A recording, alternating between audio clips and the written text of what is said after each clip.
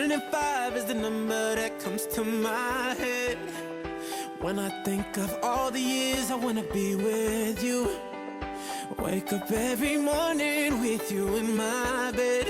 That's precisely what I plan to do.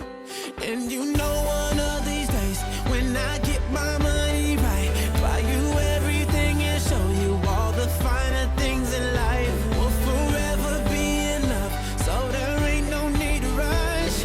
But one day I won't be able to ask you loud enough. I'll say, will you marry me? I swear that I will mean it. I say, will you marry me? Sing it.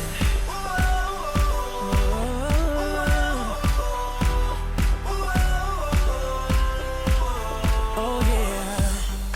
How many girls in the world can make me feel like this?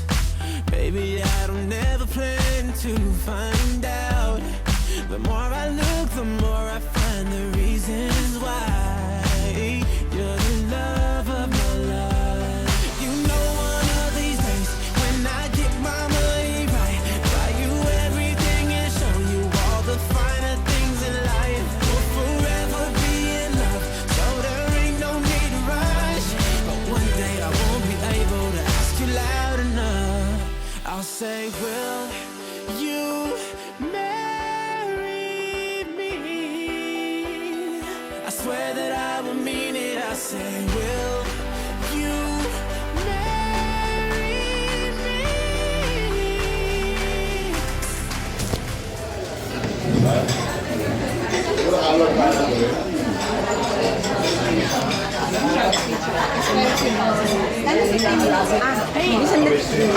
Ano, punta muna tayo dun sa isang venue kasi andyan yung pamangkin ni Lola. Nakasalubong namin sa banyo, sabi ko pakikilala kita. Andun na rin si James, kakwentuhan niya eh.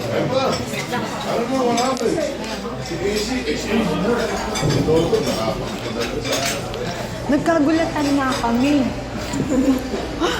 Mami, parang kilala ko yan pa, sabi ni Mama. Tangit si Jojo yan eh. Ganun nga yan. Meron pa pala dito? Ha? Meron pa dito? Oh, meron. Nakasalot na naman.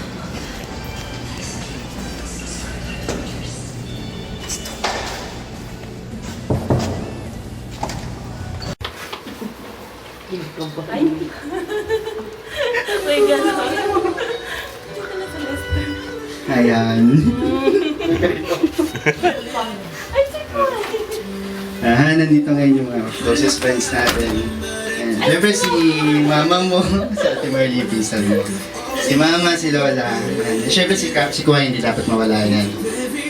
Kulang pa yun eh. Gusto ko kasi nandito silang lahat. Yung mga pinaka-importanting tao sa buhay natin syempre.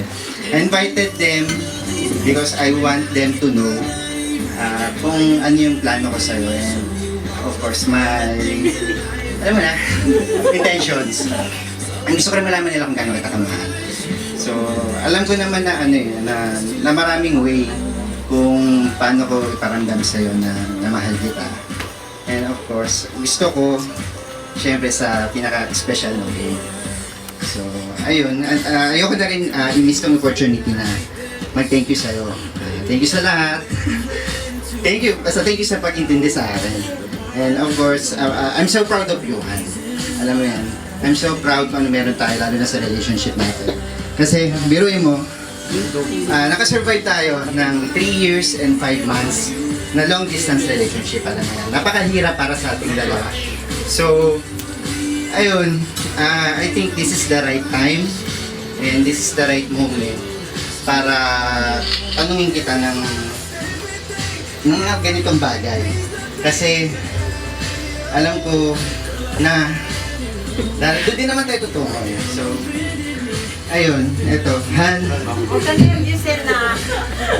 Will you make me the happiest man and spend the rest of my life with you? So, Han. Marian. Ma, don't say no! Ako, Diyos ko! Patayin ka ni Mama pag nag-no ka. marry me, Han, and be my wife. Siyempre. Baka di nakasya. Ano ba kinaba siya?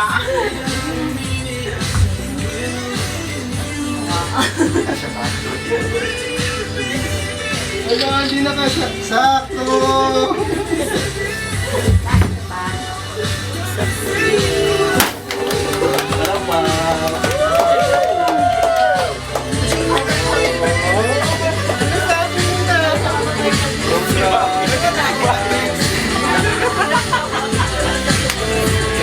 Tita, nag-thank you. Thank you. Nag-yes siya, nag-yes.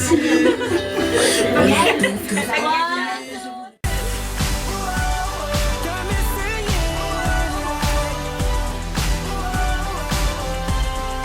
Would you marry me, baby?